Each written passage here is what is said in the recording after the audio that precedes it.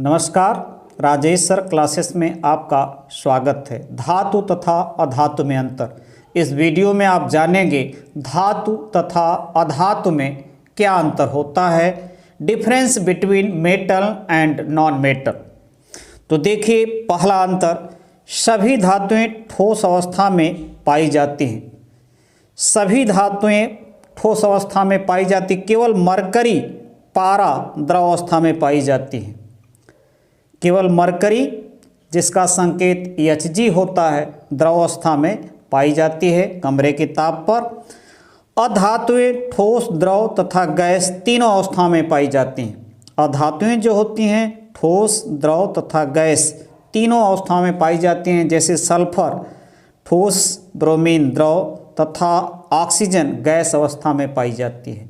तो यहाँ दो महत्वपूर्ण प्रश्न है कि कौन सी धातु है जो द्रव अवस्था में पाई जाती है, तो मरकरी, और वह कौन सी अधातु है जो द्रव अवस्था में पाई जाती है, तो ब्रोमीन। दो महत्वपूर्ण प्रश्न इस पहले ही टॉपिक से, पहले ही अंतर से। तो अगला अंतर, दूसरा अंतर आप देखिए, प्रायः धातुएं अपारदर्शी होती हैं।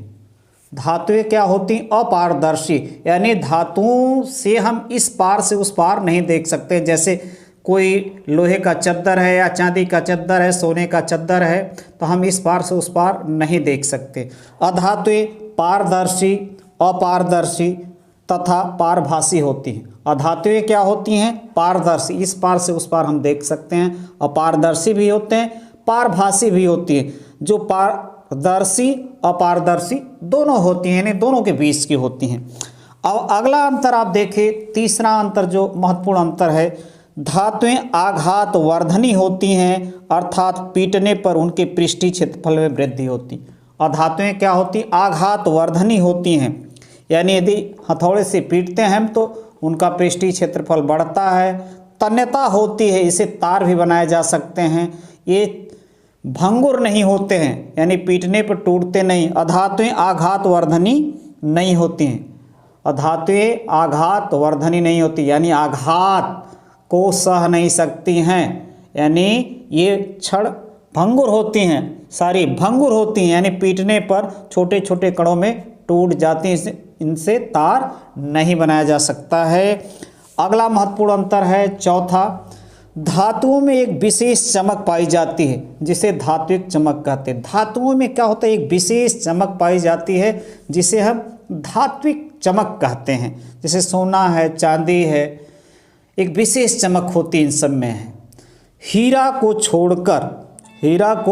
छोड़कर अन्य धातुओं में कोई विशेष चमक नहीं होती। हीरा को छोड़ दीजिए, जो कॉपर का एलोट्रॉप है, अपर रूप है, इसको छोड़कर अन्य धातुओं में कोई विशेष चमक नहीं होती है। अगला महत्वपूर्ण अंतर है, सभी धातुएं विद्युत की सुचालक होती हैं। सभी धातुएं जो होती हैं उसमें से विद्युत धारा प्रवाहित हो सकता है, यानी वो धातुएं विद्युत की सुचालक होती हैं। ग्रेफाइट के अतिरिक्त सभी धातुएं विद्युत की कुचालक होती हैं। ग्रेफाइट जो कि कार्बन का अपर रूप है कि इसको छोड़ दीजिए, तो ये क्या होती हैं? विद्युत की कुचालक होती हैं। अगला महत्वपूर्ण छठा अंतर है, धातुओं के ऑक्साइड क्षारीय होते हैं। ये प्रश्न में अक्सर पूछा जाता है कि धातुओं के ऑक्साइड क्या होते हैं, तो धातुओं के ऑक्साइड क्षारीय होते हैं, अधातुओं के ऑक्साइड अम्लीय होते हैं।